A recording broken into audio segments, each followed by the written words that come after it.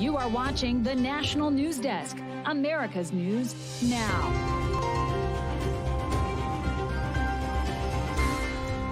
Dangerously cold. More than 200 million Americans set to see temperatures plunge as the first Arctic outbreak of the season sweeps the nation. Black Friday is really important to consumers still. The busiest shopping weekend of the year is here, when and where you could see some of the best deals, and doesn't mean oil companies are going to respond to it. How President-elect Trump plans to carry out one of his biggest campaign promises: lower gas prices. This is the National News Desk, America's News Now. I'm Amira David. Thank you so much for joining us on this Thanksgiving. Right now, 230 million people bracing for dangerously cold air and possibly feet of snow from Michigan to New York as we take a look live over New York City. Wind chills of 15 to 30 degrees below zero in parts of the northern plains and upper Midwest, now expected to last through Saturday. The coldest air of the season will sweep across the Great Lakes, creating a long duration lake effect snowstorm starting tomorrow and lasting well into next week. Our family and our friends from Tampa. Yeah, that's right. The rain did not stop around 3 million people from coming out to enjoy the sights and sounds of Macy's Thanksgiving Day Parade in New York City. This parade expected to attract 50 million people watching from home, officially ushering in the holiday season, and the parade celebrating a whole century in existence. 100 years of bringing joy and always keeping families engaged with new balloons and floats. This year, Minnie Mouse was one of the 6 new additions added to the lineup, and there were 22 balloons, 34 floats, and 28 performances. 40% of consumers, they feel that Black Friday and Cyber Monday sales are very important for their holiday gift shopping, according to a new Lightspeed Commerce poll. This year, sales started early in October with many major retailers offering deals, but sales are expected to get even better right after Thanksgiving. So what are the best deals? Tech, home appliances, apparel, especially fall apparel, and beauty. And then we will see some deals in toys. Home appliances, also another strong category, and spending is expected to be up about 1% from last year, according to the National Retail Federation. And a lot of stores closed for the holiday today are gearing up for their own holiday tomorrow. The retail extravaganza known as Black Friday is before us. It became quite the tradition for families to head out together and seek out some of the best discounts of the year, and it continues. And we're tracking when some of your favorite big box retailers open. Best Buy stores open their doors at 6 a.m. Same thing goes for Macy's, Target, and Walmart. And if you're looking for something earlier, just head to JCPenney and Kohl's, which both open at 5 a.m. As for those warehouses like Costco and Sam's Club, well, it varies by location, but many are planning to open at least an hour earlier than normal. And more than half of American adults made at least one impulse purchase during the holidays last year. The most common reason? A good deal. Bankrate data shows 44% of shoppers caved for a sale. 38% said it made a good holiday gift, and 29% wanted to treat themselves. If you haven't yet set aside a holiday budget, there are still ways to save. Analyst Ted Rossman recommends you stack discounts, use promo codes, a rewards credit card, and an online shopping portal for cash back. You see it on Black Friday and Cyber Monday where there's these timed deals and it's like act now. My message there would be, this is a season of deals. You know, the shoppers have the upper hand this year. Retailers are offering deep discounts. I know individual deals may come and go, but you know, sometimes that clock that's ticking down is kind of a false signal to buy. And he says one deal may expire, but the next will likely be right behind it. And your wallet won't be the only thing hard at work this holiday shopping season. Scammers will be very busy trying to get their hands on your money. We're sharing a report from our team in Austin, Texas, with what you need to be on the lookout for. Time is here. It's now, it's go time. A lot of money is about to be flowing across Texas. This weekend will represent Black Friday through Cyber Monday.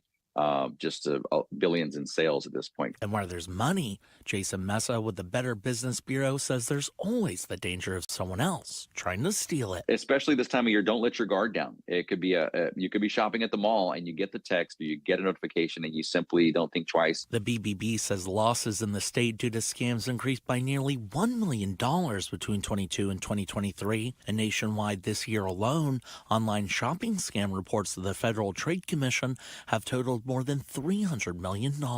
Social media has now become the next frontier when it comes to scams and fraud. The problem is it's hard to vet. It's hard to verify who's legit and what kind of reseller or seller is. Kathy Stokes with AARP says 82% of Americans have experienced some type of fraud in the past year, even if unsuccessfully. Peer-to-peer banking services like Venmo or Cash App should only be used with trusted friends or family. They simply don't have protections, consumer protections. So really what you want to do when you're making a purchase of an item, use a credit card. That's your safest bet. And during the season of giving, Mesa says watch out for fake charities too. Take time to research who the charity is and who their mission, their board of directors, and you just do a little bit more digging.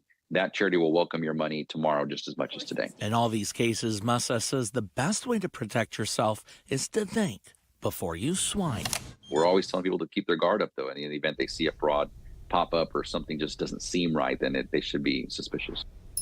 Important reminders there. And tonight, the FTC has finalized changes to its rules on tech support phone scams, making it easier to protect defrauded consumers. While before the FTC could only recoup damages from companies who made outbound calls, now the agency will have authorizations to get back money from scammers who misled consumers through advertisements or direct mail solicitations. The FTC said older consumers over the age of 60 were 5 times more likely to be victims of these scams. Last year, the demographic collectively reported more than $175 million in losses. The government agency says the extended coverage will go into effect in 60 days. 3 Americans imprisoned 4 years in China are back on U.S. soil this Thanksgiving. President Biden spoke about securing their release today while visiting firefighters in Massachusetts.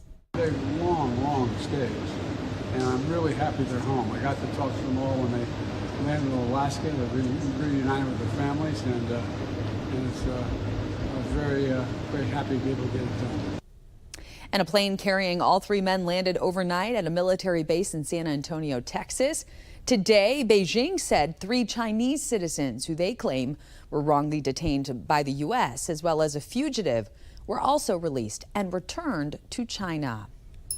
And tonight, just 2 days into a fragile ceasefire in Lebanon between Israel and Hezbollah, accusations are being traded about violations to that agreement that was meant to bring peace to the region. The Israeli military says its Air Force struck a facility used by Hezbollah to store rockets.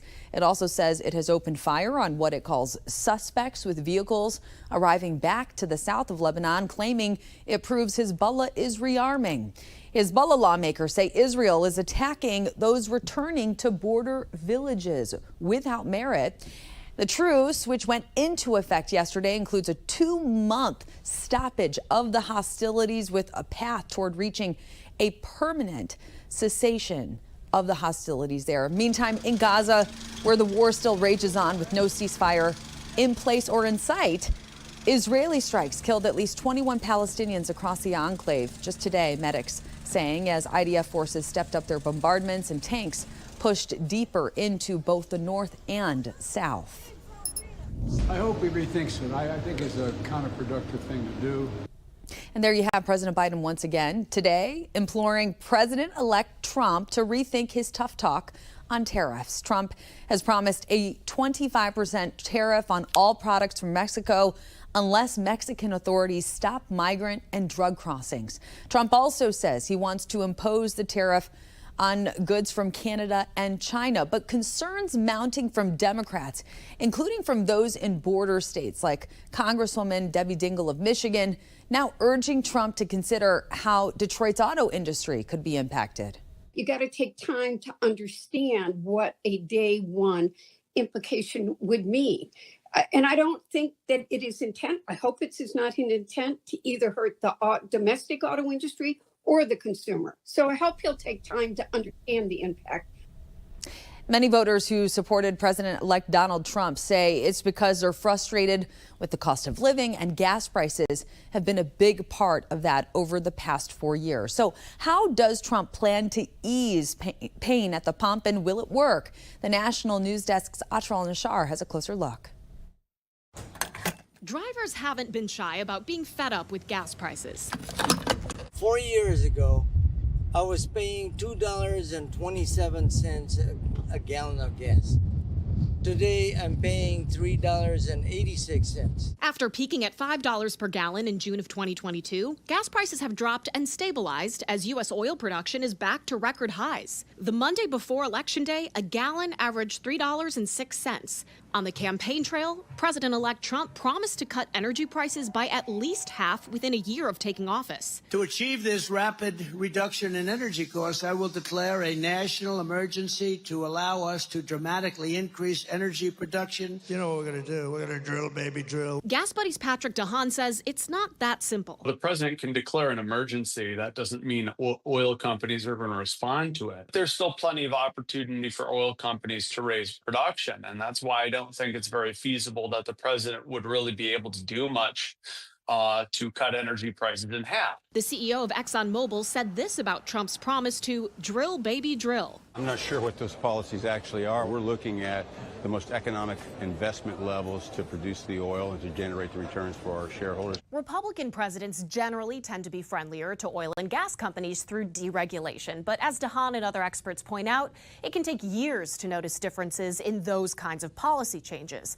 What could have a more immediate impact on supply is stricter enforcement of oil sanctions on Iran.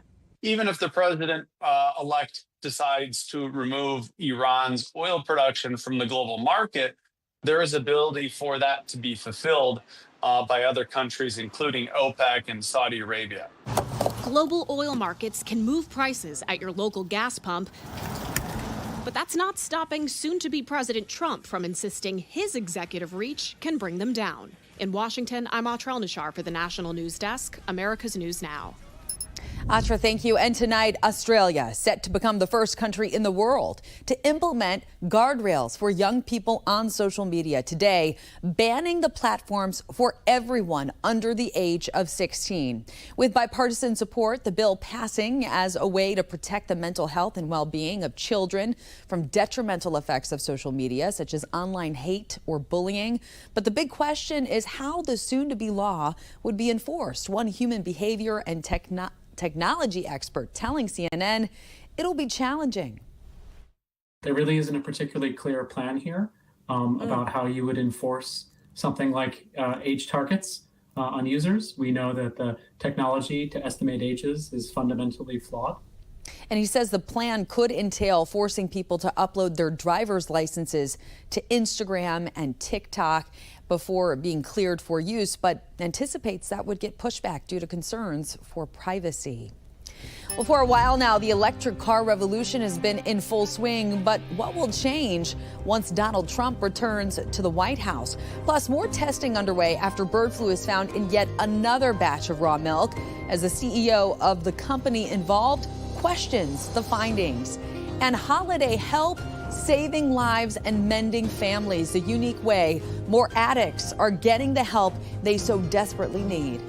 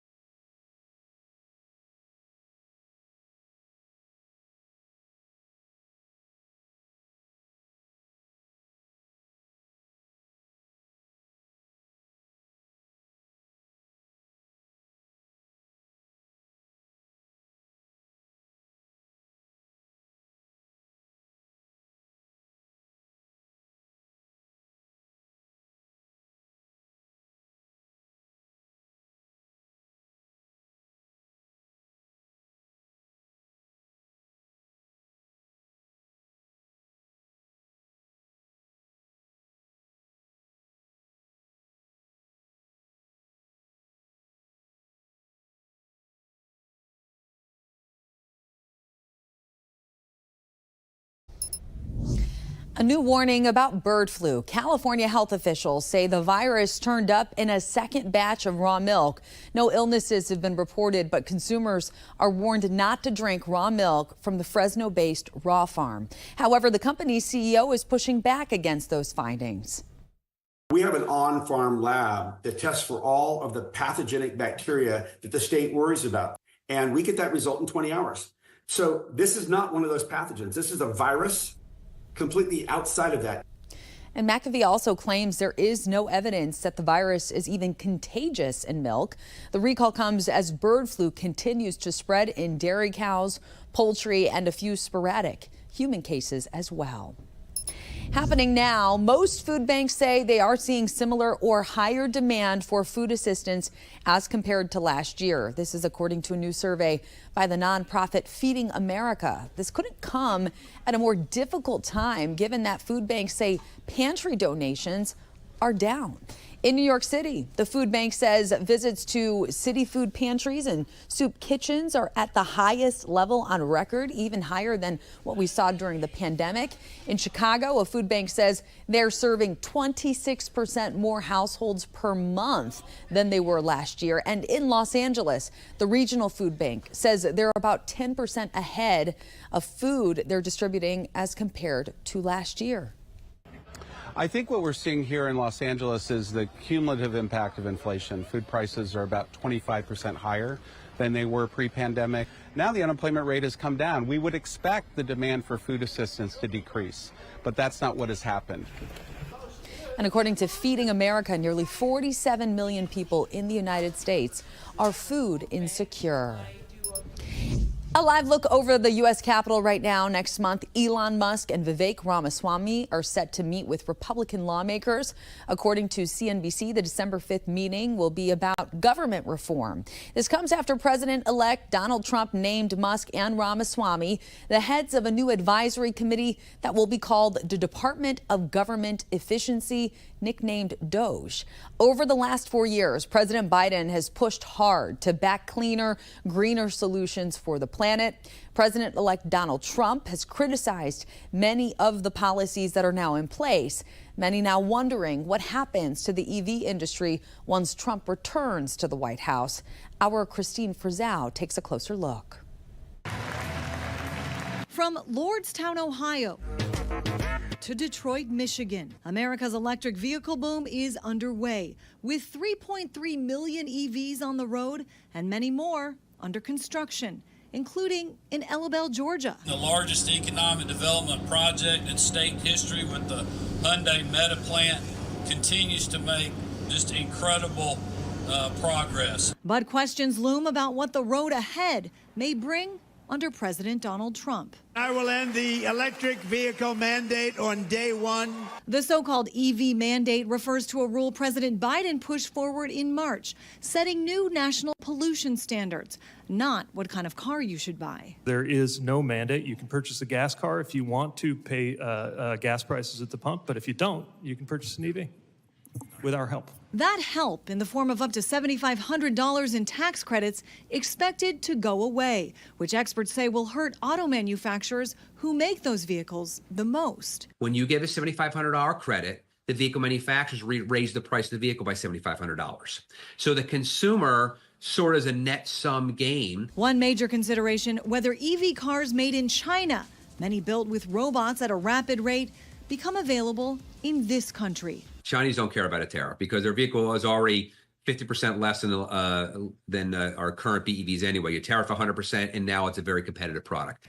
One other factor here, the role of Elon Musk. As the head of Tesla, he certainly has an interest in more electric vehicles being sold. And as one of Donald Trump's closest confidants these days, it's likely he'll figure out a way to at least make his company continue to thrive. I'm Christine Frizzell for the National News Desk. All right, Christine, thank you. Frustrated school bus drivers taking a stand. The three demands they're making of a North Carolina district following a walkout.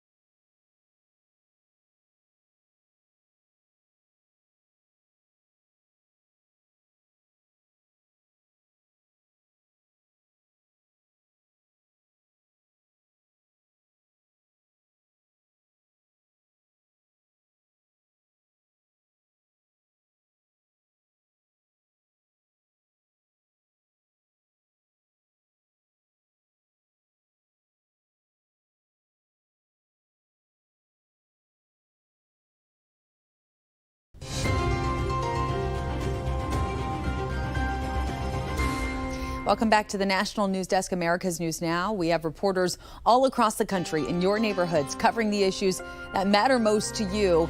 And we begin in Pennsylvania, where the community is hoping to help those who are battling addiction this holiday season. Chris Drosbach almost didn't get a second chance. He had a drug addiction and had almost lost hope. Now, he's the founder of Blueprints for Addiction Recovery, a program that aims to help addicts when they need it most. This holiday season, they're doing ride-alongs with the West Lampeter Police Department to change the traditional response to the sirens. So when people see the police, they automatically think, hey, listen, someone's getting locked up, someone's going to jail. It's not like that. You know, there are different programs out there, like Second Chance, that people should take advantage of. And I really truly believe that. If you are out there watching this and you're struggling, you're hurting right now, there's no shame in that. It's a medical issue. Make that phone call. You know, it takes those first 30 seconds. Be brave, because, you know, they're great. They'll be out there as soon as they can to get the ball moving. Bus drivers for the Winston-Salem Forsyth County Schools gathered at the William Roscoe Anderson Jr. Community Center to communicate ongoing concerns involving low wages and their safety while on the job. We're finally saying enough is enough. Winston-Salem Forsyth County Schools is taking initiative to address some of these issues as they are in the process of implementing a district-wide bus behavior program that sets expectations for kids' behavior on school buses and holding school parents and principals accountable. North Carolina is one of 2 states in the country that do not allow public employees to engage in collective bargaining or strike. But they hope having meetings like these will create the change they deemed needed. And we're hoping to keep this momentum. We're hoping to have people, parents, staff, students, administrators to stand in the gap for us.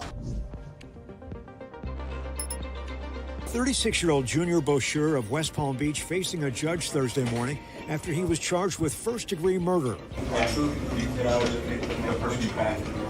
According to police, Bosher killed 65-year-old Brian Hilterbrightel at Sandhill Crane Golf Club in Palm Beach Gardens Monday afternoon with a golf club. This appears to be a random act of violence where Bosher used the victim's golf clubs as weapons and viciously attacked the victim, ultimately killing him. At this time, it does not appear that Bosher had any legitimate purpose for being at the golf course. Many are now wondering what would motivate such a violent attack. Not sure. We're still looking through the leads. We're still interviewing people at the scene. We don't know yet. From potatoes to the gravy, many Americans have a favorite Thanksgiving dish. We look at which food takes the top spot and which one people tend to leave on the table.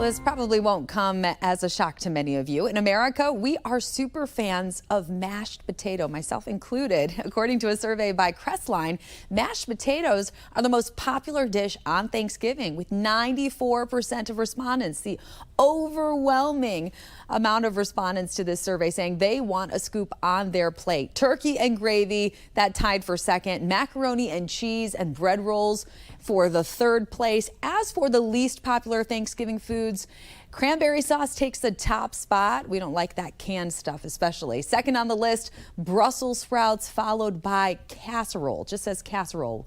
Doesn't matter what kind. Apparently people don't like casserole. And perhaps that won't come as a shock to you as well. Either way, if you have a Thanksgiving meal to enjoy it all, then you ought to be thankful. That does it for this edition of the National News Desk. As always, we invite you to join us tonight for more coverage of America's top stories. And if you're heading out, safe travels to you. I'm Amira David. Have a happy Thanksgiving.